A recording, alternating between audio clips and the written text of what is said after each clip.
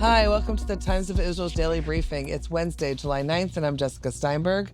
I'm speaking today with U.S. Bureau Chief Jacob Magid in Washington. Hi, Jacob. Hi, Jessica. Good to be with you again. Hi, Jacob. Always good to be with you. And it is day 642 of the war. Prime Minister Benjamin Netanyahu met with U.S. President Donald Trump for the second time in 2 days during his current visit in Washington, but did not make any public statements after this second meeting. We'll talk about that, as well as reports that negotiation talks in Qatar are at a standstill as Mideast envoy Steve Witkoff delayed his trip to Doha. We'll talk about all of that in just a moment. Stay with us.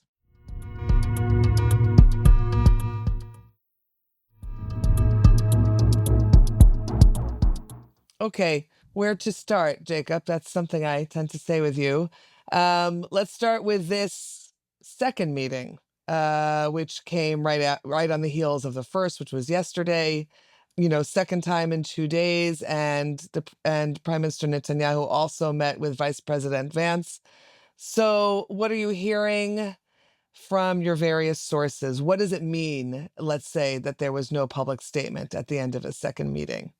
Start with the end. Sure. I guess if you look at the optimism that seemed to be coming from US officials earlier in the day, you had this cabinet meeting that Trump held, and Steve Witkoff was in attendance and made a point of saying that he's hopeful for a deal by the end of the week, and that 3 of the 4 main obstacles had been overcome in the ongoing proximity talks that have been taking place in Doha.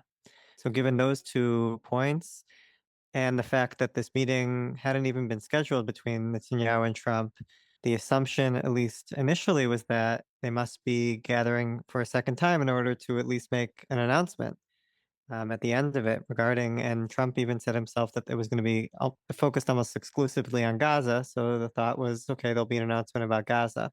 But we didn't get really any announcement. As you mentioned, it was just not very much fanfare.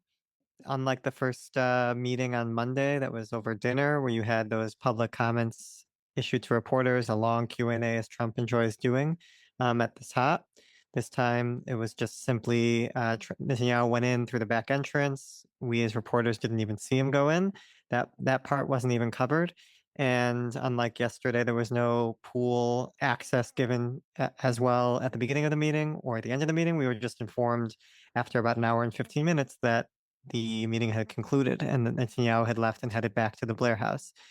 Not only that, but the famous senior Israeli official who typically briefs reporters on Netanyahu's visits to Washington and elsewhere did not hold a briefing like they did on Monday.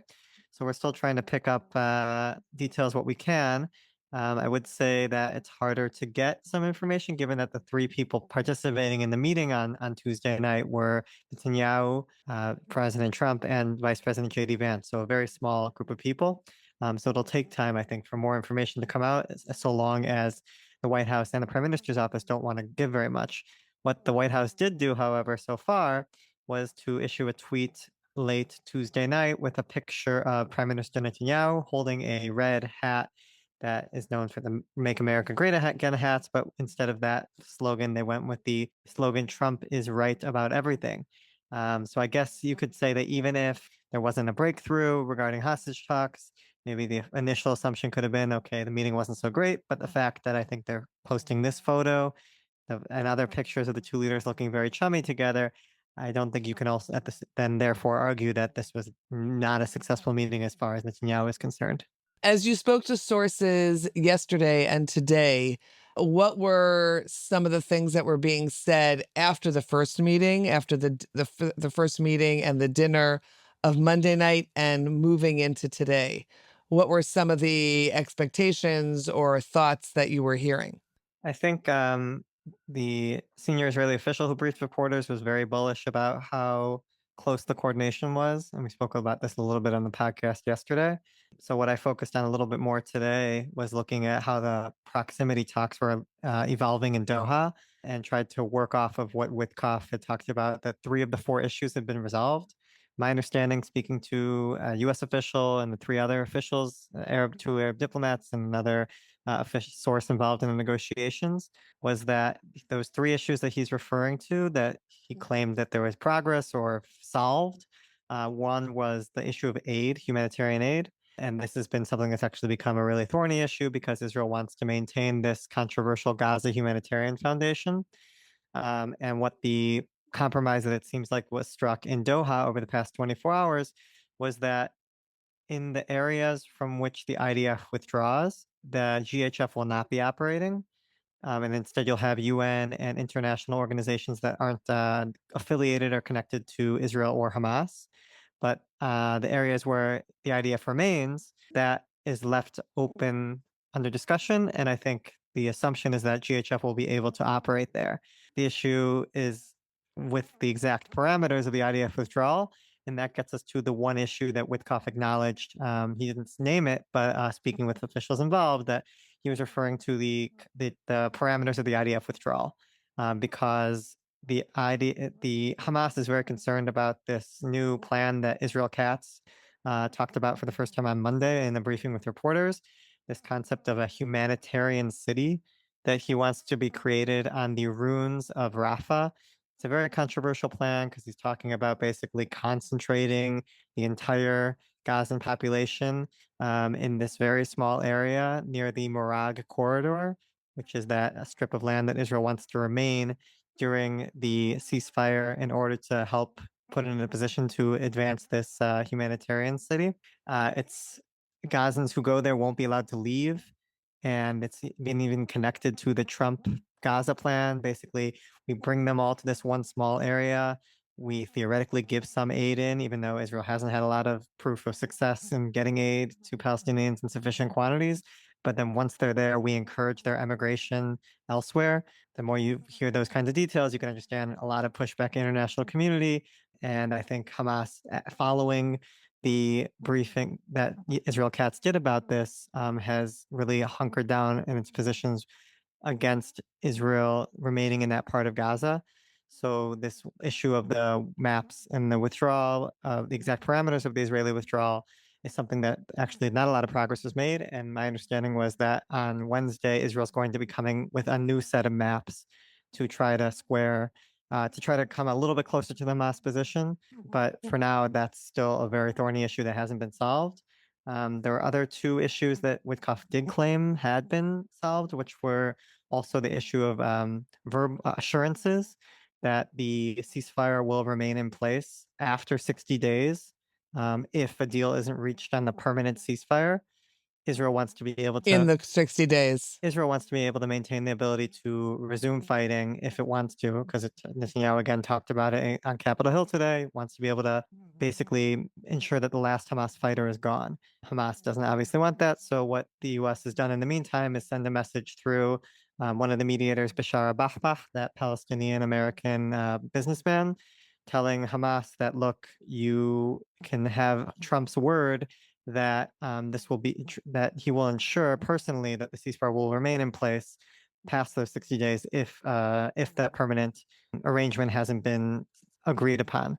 I don't know, speaking to other Arab officials, that verbal assurance is going to be enough. In fact, the Qatari and Egyptian officials I spoke with were pretty convinced that it wouldn't be, because the verbal assurance is what Hamas has gotten in the past, and that were they felt that they were burned eventually, either in the example of the January deal that fell apart in March, or the Idan Alexander release that they were told that would lead also to some more US pressure on Israel to end the war.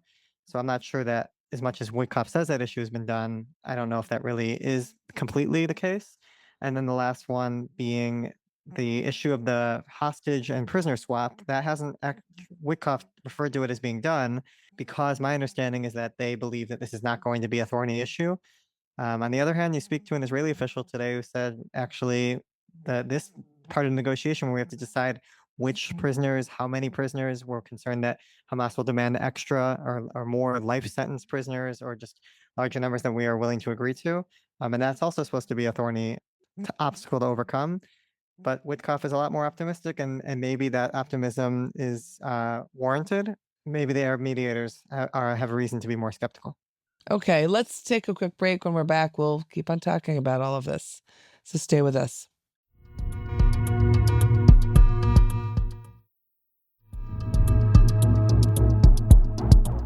Okay, Jacob, continuing on from where we left off. So what happens next?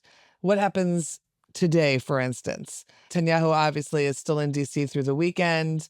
What are the expectations for what reporters, for what the pool is going to be hearing today, tomorrow?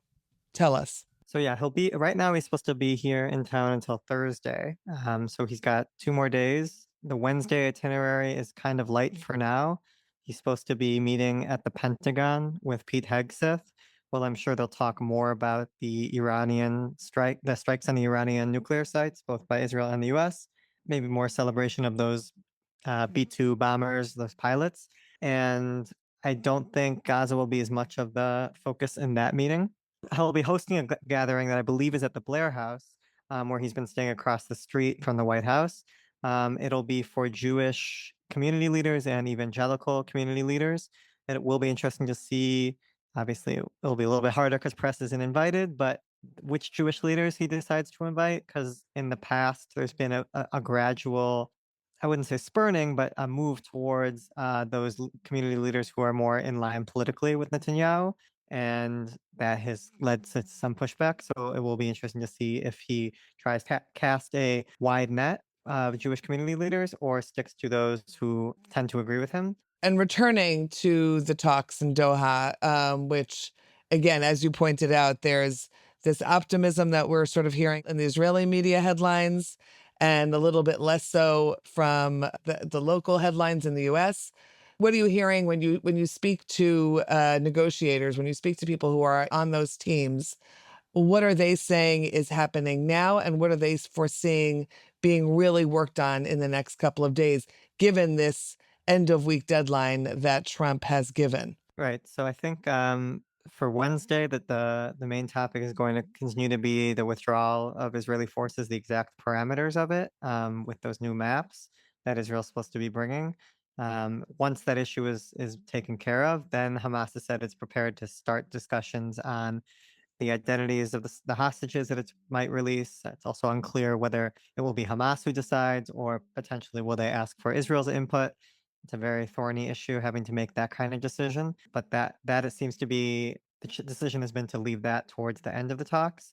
What I will say is that I spoke with 2 sources familiar with the matter who told me late Tuesday that they had been informed that Steve Witkoff had pushed back his trip to Doha in order to take part in the talks. He had been initially slated to leave on Tuesday for Doha, and it actually had informed a group of hostage families who had been supposed to meet with him that he would not be able to do so because of his decision to go to Doha and try to close the deal, basically. Now I was told he's delayed it for a little bit, and the signal would be that therefore maybe talks aren't at the point, they're not ripe enough to be finalized, and that he's waiting a little bit longer for them to get to that state.